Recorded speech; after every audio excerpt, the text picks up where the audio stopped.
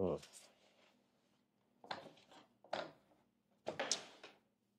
চলো।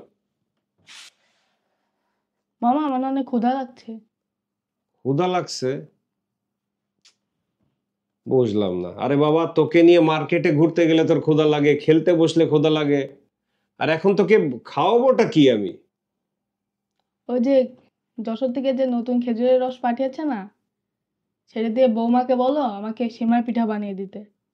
সেমাই পিঠা আইডিয়াটা খারাপ না, কিন্তু তোর বৌমা যে বিজি, বানিয়ে দিতে পারবে কিনা জানি না। তবু বলছিস চল রিকোয়েস্ট করে দেখি। হ্যাঁ দর্শক, আমার ভাগ্নে, ওর কিছুক্ষণ পর পরই শুধু ক্ষুধা লাগে। সমস্যা নেই, কিছুদিন আগে আমার মামা যশোর থেকে আমাদের জন্য খেজুরের রস পাঠিয়েছে, আমরা সেটা জ্বালিয়ে গুঁড়ো বানিয়েছি। এখন আমার ভাগ্নের পরামর্শ অনুযায়ী আমরা ওর বৌমাকে গিয়ে রিকোয়েস্ট করব আমাদের যেন ওই রস দিয়ে, নতুন গুড় দিয়ে যেন সেমাই পিঠা বানিয়ে দেয়। হ্যাঁ চলুন আমরা দেখি সেমাই পিঠা বানাতে পারি কিনা। হ্যাঁ এই চল।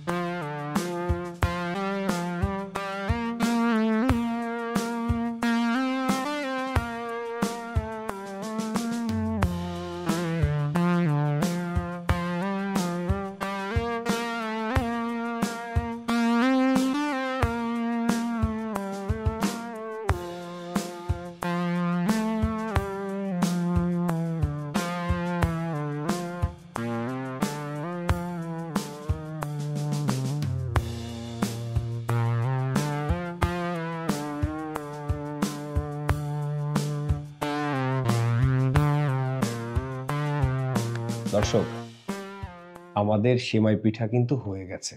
এই যে দেখুন, চলেও এসছে। এখন আমরা মামা ভাগ্নে মিলে সেমাই পিঠা খাবো। হ্যাঁ দেখি কেমন টেস্ট হয়েছে। খাও।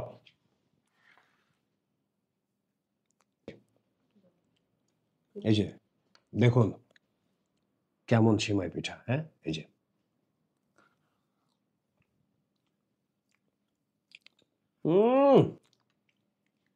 অনেক একেবারে টেস্টি।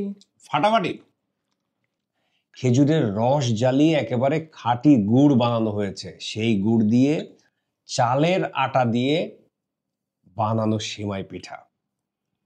অসম্ভব টেস্ট, মানে আপনারা খেলে বুঝতে পারতেন যে কতটা মজা হয়েছে, তাই না ভাগ্নে?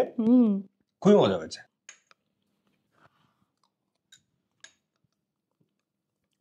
অসাধারণ অসাধারণ অসাধারণ টেস্ট। মানে একটা গুড়ের যে একটা সুগন্ধ, মিষ্টি একটা গন্ধ, মানে একেবারে পাগল করে দেয়। আমার মনে হয় শীতের বিশেষ আকর্ষণ এবং শীতের আবেদনটাই মনে হয় এই খেজুরের গুড়ের সাথে মিশে আছে। খুবই চমৎকার। তোমার কেমন লাগছে?